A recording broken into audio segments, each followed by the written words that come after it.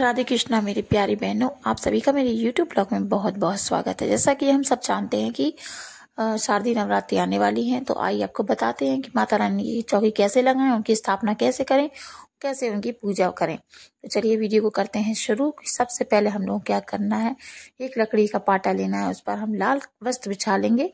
लाल या पीला वस्त्र बिछा सकते हैं, इसके अलावा कोई भी रंग नहीं बिछाएं। उसके बाद माता रानी की फोटो हो या आपके पास या प्रतिमा हो, मूर्ति हो, उसको स्थापित कर लेंगे। इसी तरह से चावल नीचे डालने के बाद उसके ऊपर से माता रानी की प्रतिमा रख देंगे। फिर से हम क्या करेंगे, एक मिट्टी के पात्र में मिट्टी करके जौ बोने के बाद उसमें जवारे माता रानी को बहुत ज्यादा प्रिय हैं, इसलिए जवारों को हम बोएंगे।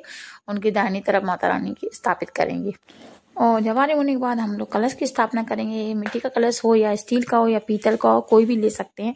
उसमें जल भरेंगे और सिक्का डालेंगे जैसा कि हमने बताया था। उसके बाद ये नारियल ये पाम के पत्ते रखेंगे और चावल पारे पे रख देंगे। और फिर हम लेंगे, आप लोगों को कलश की स्थापना करना हमने बताया है। उसके बाद हम नारियल लेंगे और नारियल पे ये ऐसे माता रानी की वस्त्र पहनाने के बाद और यूं हम जवानों के बीचों बीच जगह करने के बाद नारियल कलश को उसके बीचों बीच स्थापित कर देंगे, जवारे के पात्र के ऊपर ही। और कलश के आसपास जब हरे हरे रंग के जवारे बनेंगे तो वो से मैया रानी बहुत ज्यादा खुश होती है। हमारे घर में उन जवानों से खुशहाली आती है।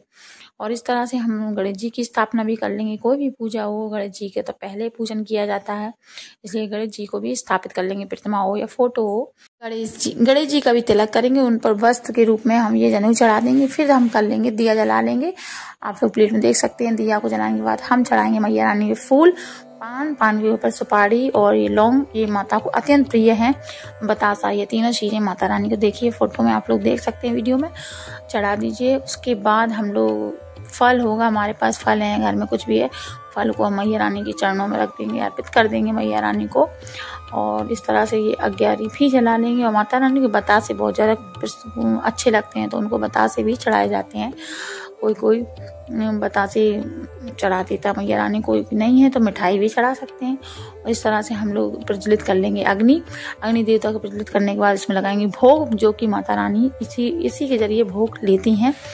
और इसमें हम लोग लौंग, इलायची, प्रसाद, बतासा सब लोग डाल देंगे। उसके बाद हम आचरण करने के बाद मैया रानी को भोग लगाएंगे। इसका हाथों से धुआं देते हैं और मैया रानी सही इसी से अच्छी तरह से भोग लेती हैं। तो जो पान है, पान भी डाल सकते हैं, लगाया पान भी डाल सकते हैं, इलायची, बतासा, ऐसी मैया रानी को ये सब चीजें बहुत ज्यादा अच्छी लगती हैं। तो इसलिए हमें ये चीजें जरूर चढ़ानी चाहिए। मैया रानी को अत्यंत प्रिय है ये सब चीजें। ये सब चढ़ाने के बाद हम मैया रानी का भोग लगाएंगे और जल से आचरण कर देंगे। अब इस जो अग्यारी हमने लगाई थी, जो हवन किया था, इसको हम पूरे घर में एक बार हाथों से पूरे घर में धुआं इसका लगाएंगे, जिससे कि हमारे घर में नकारात्मक ऊर्जा है वो दूर हो जाती हैं और घर में कलेश भी खत्म हो जाता है और मैया रानी की कृपा कोने कोने में हो जाती है। धन लक्ष्मी से हमारा घर सुख समृद्धि से भर जाता है। मैया रानी अत्यंत प्रिय होती हैं, तो हमारे घर में भी बरकत आती है और हम सबके घर में जीवन में भी खुशियां बनी रहती हैं। और इस तरह से माता रानी की चौकी की स्थापना हो जाती है। और नवरात्रि के 9 दिन, पहले दिन ये स्थापना की जाती है, फिर 9 दिन इसी से पूजा होती है। दोबारा 9 दिनों तक रोज हम स्थापना नहीं करते हैं। फिर लास्ट में जो नौमी आती है तब पारण करने के बाद ही चौकी को हटाया जाता है, मैया रानी को विश्राम दिया जाता है। तो मेरी प्यारी बहनों, छोटी सी विधि आपको अच्छी लगी हो तो मेरे चैनल को सब्सक्राइब करें। ऐसी ही जानकारी लेने के लिए मेरे चैनल को सब्सक्राइब करें, प्यार दें, अपना सपोर्ट दें। मैं ऐसी जानकारी आपके सामने लाती रहूंगी और इसी तरह से आपको हर व्रत त्योहार के बारे में बताती रहूंगी। तो मिलते हैं अगले ब्लॉग में, तब तक के लिए आप लोग ख्याल रखें, सुरक्षित रहें। राधे कृष्णा मेरे प्यारी बहनों, राधे कृष्णा मेरे प्यारे भाइयों।